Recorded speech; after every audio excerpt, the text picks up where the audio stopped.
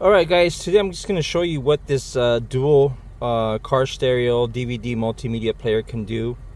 I installed it yesterday in my Saturn Ion. Very easy. I've installed several stereos in this car, so it's very easy for me. I have my speakers are connected to an amplifier, so I'm not getting no sound, or I should say I don't have the receiver connected to speakers from the speaker connections. It's from the RCAs, which are going to the amplifier, so I can't speak as far as how good the sound is when it connected directly to the stereo, but I'll let you know right now. Connected to my amplifiers, I have a couple. It sounds pretty good. By the way, I paid $77 for this stereo. It was on sale a couple days ago on Amazon. Actually, like 4 or 5 days ago, it was on sale.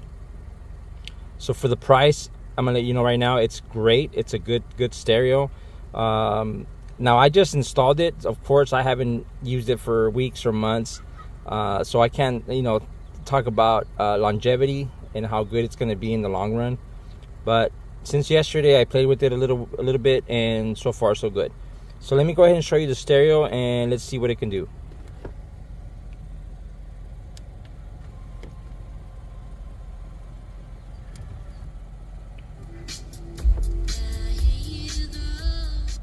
Okay, what I like about the stereo when you first turn it on is that it quickly, like I have it set to the radio, so it quickly turns on the radio. It accesses the radio right away.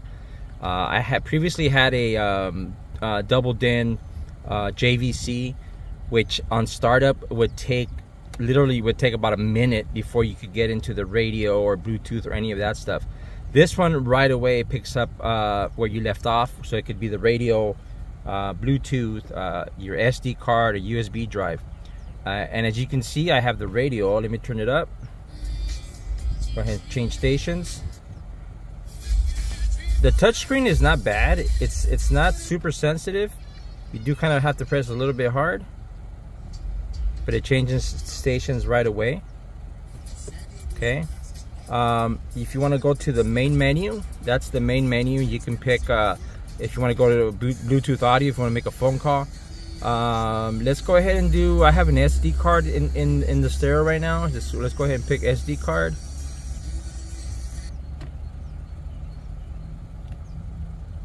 The load time when you go from one source to the other is not bad. That took what, like 4 or 5 seconds. So that's an SD card. You can access the card by hitting the folder button there. Go back another folder button. We have I have this SD card excuse me, with different types of music, hip hop, some old school rock, 90s grunge. So yeah, so it's got some music in here. It's a 16 gig drive. It takes up to 32 gig SD card. I don't have a USB to show you, but I'm pretty sure it's gonna do the same thing, about either a 16 or 32 gig USB. All right, so let's switch source. Let's go back home. Let's go to Bluetooth. Okay, I have this phone right here connected to it through Bluetooth. Let's play. Oops. And there you go. I've got some old school R&B in here. All right. So as you can see, it switches from one song to the next really quick. Source wise, again, you go to the radio, very quick. Okay. Let's go back. Let's go ahead and do a DVD, or not a DVD, I'm sorry, I don't even watch DVDs. Let's go ahead and play a CD. If you're old school like me, you might have a CD still saved, and once in a while I like to pop in an old school CD. So let's check this out, and there it is.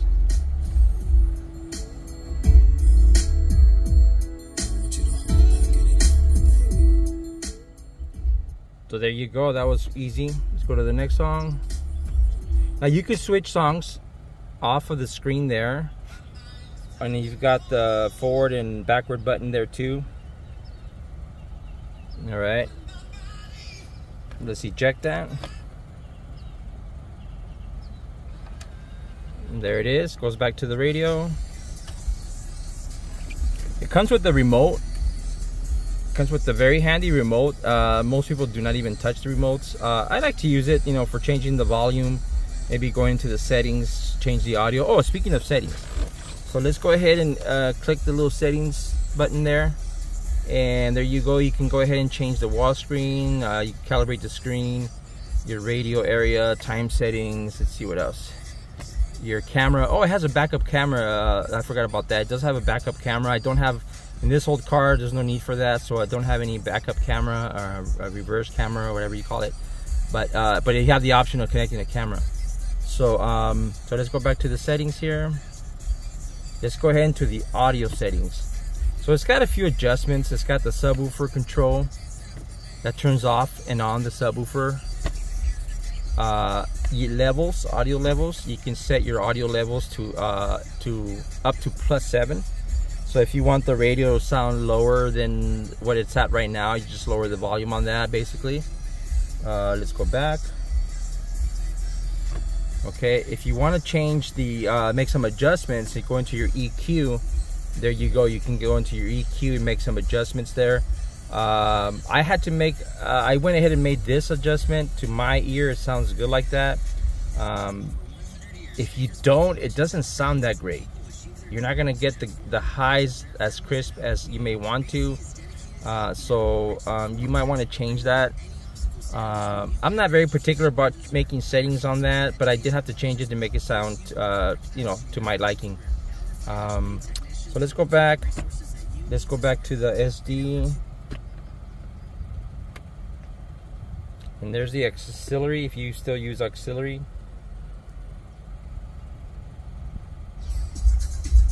Alright, so there you go. It's playing some old school 90s house music. Let's go ahead and change that. Oops. Let's go ahead and change that. Go to the folder. Go back to the folder. Let's play some Creed. Let's see. And there you go. You listen to some good hard rock from Creed.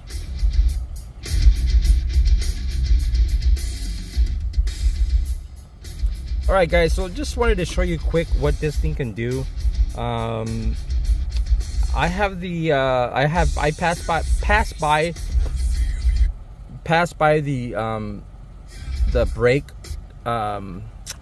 what's it called, the brake wire, where you can only watch videos when you're in park. I bypassed that so I can watch videos anytime I want. But I mean I don't watch videos in my car. It's just for music. I just got this for music, to listen to my Bluetooth, some music in my SD card, maybe a USB drive, and of course, you know, some old school some old CDs that I still have. Overall, the sound quality is good. I do have a system in the back, a 10-inch Audio Legion.